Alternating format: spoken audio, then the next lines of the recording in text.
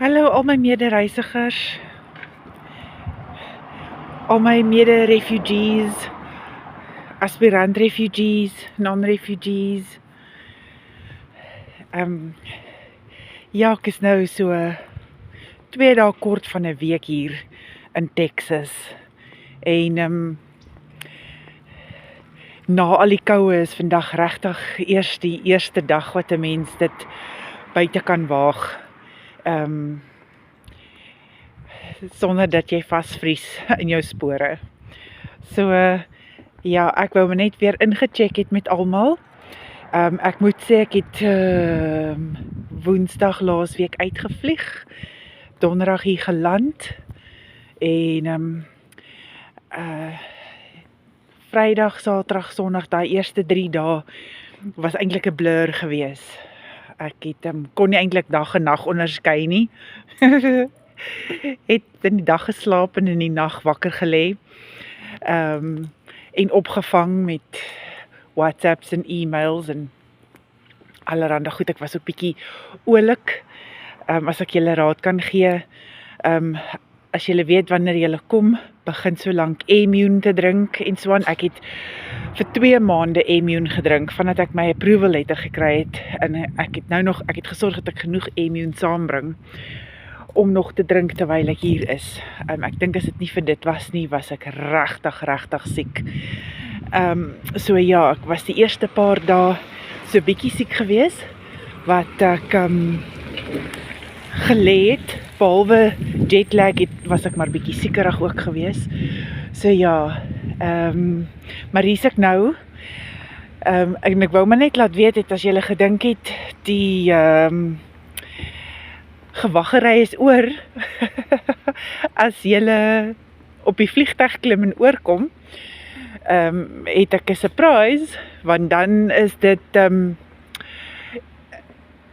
episode 2 van Wag, of sal ek sê miniseries 2 van Wag. Want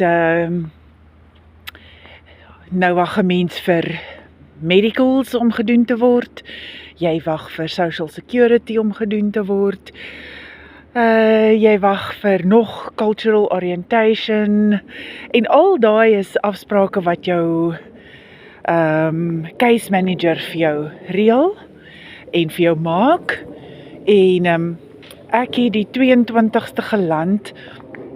My medicals is die 5de en die 9de Februarie, en my social security application interview is die 19de Februarie. So, maar ek moet sê, gebruik die tyd produktief. Daar's baie inligting om te absorbeer. Ek kan weer eens net getuig, 'n mens se case manager, jou case worker, is jou lifeline. Maak vriende, en vra. So daar's baie wat 'n mens kan doen terwyl jy wag. Doen navorsing, kyk dat jy jouself verwittig van busroetes, van jou area. As ek so wakker lê in die nagte of so, dan gaan ek op Google Maps en ek kyk van my location tot waar ek, miskien by 'n winkel of by 'n mediese sentrum, toe ek nou eers weet waar my medicals gaan wees, het ek so lank gekyk waar in die proximity dit is. En ja, hou jouself produktief besig, moenie ledig wees nie, moenie gefrustreerd wees nie. Daar's baie wat 'n mens kan doen. 'n mense case worker is ook besig om te reël met employment agencies ensovoorts. So ek wil tog sê, weer eens, soos wat dit was met die eerste episode van Wag, moenie dat dit sanitêr raak nie, moenie dat dit frustrerend raak nie. Dit is ook net nog 'n episode.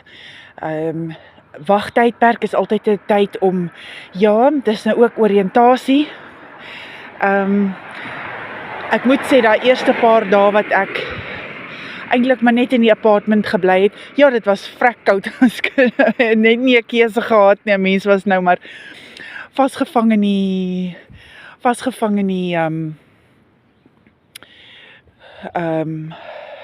akkommodasie gewees, maar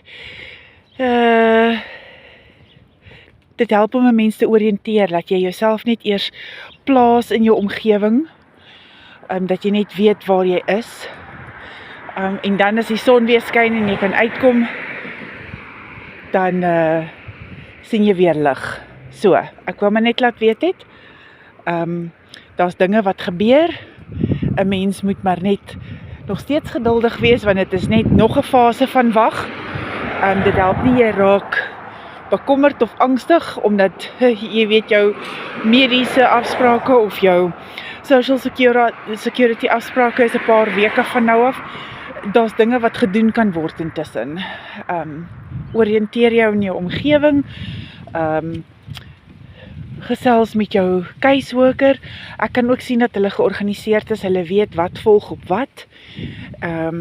Jy weet dat 'n mens net hulle skedule volg. Dit help nie 'n mens wil stappe spring en ja, die waarvoor die osse span nie. So, ek hoop dit gaan goed met almal. Wees bemoedig en versterk en laat die wiele rol. Bye bye, tot volgende keer.